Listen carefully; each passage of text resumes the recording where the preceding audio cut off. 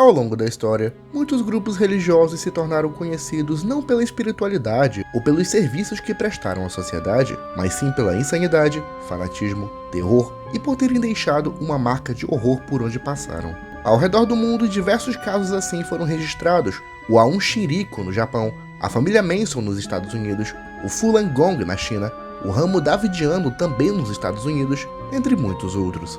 Porém, um caso pouco lembrado e praticamente apagado da história brasileira foi uma seita macabra liderada por um influente casal de ascendência alemã no Rio Grande do Sul, responsável por assassinatos e por ter incentivado uma violenta caçada do exército brasileiro e voluntários entre 1873 e 1874. A chamada Revolta dos Muckers é um dos episódios mais esquecidos da história brasileira, mas demonstra as graves consequências do descaso governamental, a falta de educação eficiente em regiões remotas e, claro, que o fanatismo religioso pode trazer. Antes do vídeo começar, quero pedir por favor para que você já deixe seu like, se inscreva no canal, ative o sininho de notificações e siga nossas páginas paralelas. Tudo isso ajuda muito no crescimento e evolução do canal. Sem mais delongas, sem mais conversa, vamos ao vídeo.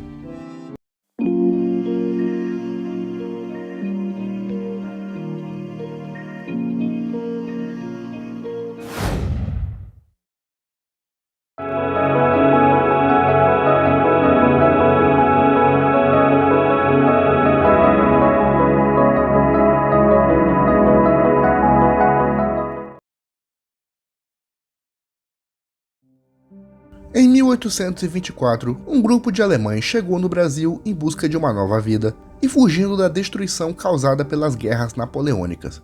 Essa foi a primeira leva de imigrantes alemães que chegaram no país e foram muito bem recebidos pelo imperador Dom Pedro I e a imperatriz Dona Leopoldina de Habsburgo. A imperatriz logo se deparou com um homem idoso chamado Libório Mendes, um protestante que havia chegado no Brasil com sua família fugindo da perseguição religiosa na Europa. Compadecida da situação, a imperatriz garantiu a liberdade de culto aos imigrantes e os deu um pedaço de terra na província de São Pedro do Rio Grande do Sul, onde foi fundada a colônia agrícola de Padre Eterno, localizada próxima a São Leopoldo e que hoje corresponde ao município de Sapiranga. Na região foi construída a primeira igreja protestante do Brasil e uma vila onde a maioria de seus habitantes eram de origem germânica. A família Mendes então logo se tornou uma das mais influentes da comunidade, principalmente pela questão religiosa e por possuírem terras onde os colonos trabalhavam. No entanto, na segunda metade do século XIX, a colônia agrícola de Padre Eterno começou a sofrer com problemas sociais, principalmente a precariedade dos serviços médicos e a quase inexistência de um sistema de educação local. Muitos colonos começaram a protestar contra o descaso do governo provincial, sendo liderados por João Jorge Maurer, um pastor e curandeiro que se utilizava da medicina tradicional com plantas e ervas para ajudar os habitantes. Maurer era casado com Jacobina Mendes, neta de Libório Mendes, e que alegava possuir dons espirituais de cura e revelações divinas. O casal constantemente organizava cultos domésticos entre seus seguidores, interpretando passagens bíblicas e os orientando a seguir um rígido código de conduta. Muitos dos seguidores passaram a viver numa comunidade construída nas terras dos Maurer, onde era proibido fumar, beber e participar de festas, com a promessa de que aquela comunidade seria o embrião de uma grande metrópole chamada Cidade de Deus, uma utopia cristã e comparável a um paraíso na Terra. Jacobina Mendes sofria de epilepsia e constantemente tinha ataques do tipo, o que era interpretado por seu marido como uma manifestação divina e uma suposta prova de que ela estava destinada a algo grande. Já possuindo um número grande de seguidores, Jacobina se declarou como a reencarnação feminina de Jesus e suas palavras passaram a ser difundidas entre os colonos. Tudo isso gerou desde cedo muita desconfiança nos demais habitantes da colônia de Padre Eterno. Padres e pastores acusaram o casal Maurer de heresia e de estarem querendo dividir os membros da comunidade e fundar uma seita. A partir daí, os seguidores do casal Maurer passaram a ser chamados de Muckers, que do alemão significa falso beato. Mas há quem diga que, na verdade, esse termo vem da expressão mucken, que caracteriza um zumbido de abelha, que muitas vezes é comparado com o som de um grupo de pessoas rezando numa igreja. Por sua vez, os Muckers começaram a chamar aqueles que não faziam parte de sua comunidade como Spotter, que significa debochadores. Dentro do grupo dos Muckers, todos eram de origem alemã, sejam nascidos na Europa ou no Brasil. A maioria eram homens casados que trabalhavam como lavradores e artesãos, sendo que apenas alguns poucos tinham a terra própria e sabiam ler e escrever. Todos eram de religião protestante, onde jamais chegaram a alegar professar outra fé, acreditando estarem apenas seguindo uma nova revelação. A convivência entre os chamados Spotter e os Mookers tornou-se cada vez mais tensa à medida que o grupo tornava-se numeroso, com os seguidores começando a retirar seus filhos das escolas e a não mais pagar dízimos à igreja. Em maio de 1873, um baixo-assinado foi feito por colonos e autoridades religiosas, lideradas pelo pastor Frederico Boeber, onde denunciaram à polícia que os Mookers estariam escondendo armas e pólvora, na intenção de liderar um ataque à colônia. A polícia então condenou o casal e muitos dos seguidores à prisão, chegando a fazer uma operação de busca na comunidade e na residência em busca das tais armas. No entanto, a polícia nunca encontrou nada. Sendo assim, João e Jacobina Maurer foram soltos pouco tempo depois. Esse evento radicalizou os Mookers, que passaram a nutrir grande ódio pelos colonos que não faziam parte de sua seita. Sendo assim, eles iniciaram sua vingança e a sua revolta.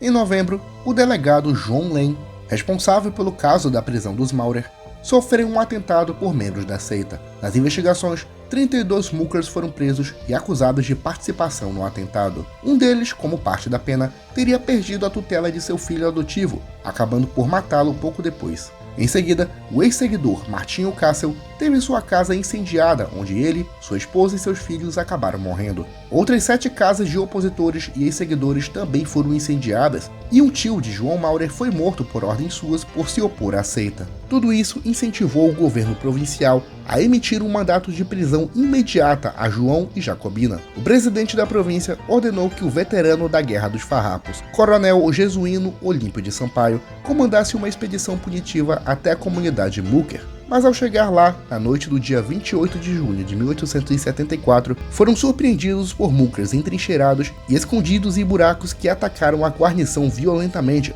resultando em 4 mortos e mais de 30 feridos. Esse ataque forçou os soldados a recuarem a 10 km de distância, no atual Campo Bom. Vendo que os Mookers eram uma força considerável, o governo imperial do Rio de Janeiro enviou uma tropa de 300 soldados bem armados e equipados, e com eles, outros 150 colonos voluntários também participaram, e em 19 de julho de 1874, partiram para o ataque na comunidade Mooker. No ataque, morreram 20 fanáticos e 41 foram presos. Porém, 17 deles conseguiram escapar, sendo todos lideranças expressivas, incluindo o casal Maurer.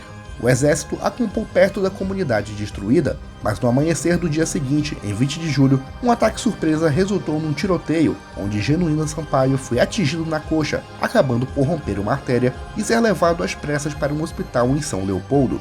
No entanto, ele acabou morrendo devido à perda excessiva de sangue. O comando do exército passou para o tenente-coronel Augusto César no dia 21, que passou a empreender uma violenta caçada ao casal Maurer. No mesmo dia, um reduto foi atacado e 5 Mookers foram mortos. 4 dias depois, outro reduto no meio da floresta foi destruído, dessa vez por colonos alemães. O capitão Francisco Clementino Santiago Dantas pediu ao governo provincial para comandar o ataque final e capturar o casal, cujo paradeiro ainda era desconhecido. No final de julho, eles foram denunciados por um ex-seguidor que havia perdido sua família durante a revolta. No dia 2 de agosto de 1874, o exército cercou a cabana onde o casal se encontrava e tacou fogo nela. 17 dos últimos Mookers morreram no ataque, incluindo Jacobina Mendes. João Maurer conseguiu fugir pelos fundos da cabana em direção à floresta, e nada mais se sabe sobre ele depois disso. Assim acabava a revolta dos Mookers.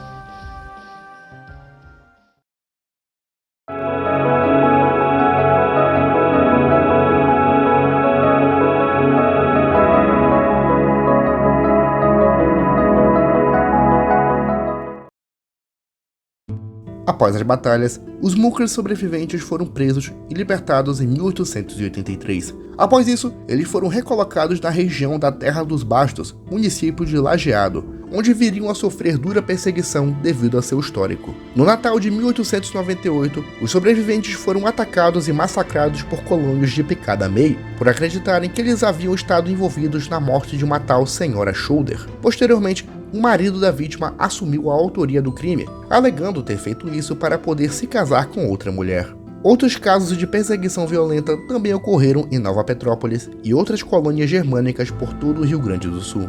A revolta dos Muckers marcou a história gaúcha por ter sido motivada por questões sociais, como a falta de educação e saúde, resultando numa verdadeira chacina e um dos episódios de fanatismo religioso mais singulares do Brasil. Muitos livros foram publicados sobre esse assunto, como o romance Videiras de Cristal, de Luiz Antônio Assis Brasil, que conta de forma romanceada sobre a história de Jacobina Maurer.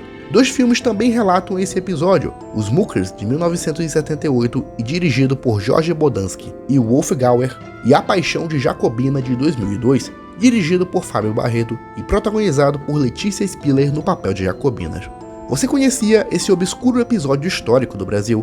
Acha que ele deveria ser mais lembrado? Acha que é um caso realmente sério a ser estudado pela historiografia no Brasil? Inclua sua opinião nos comentários.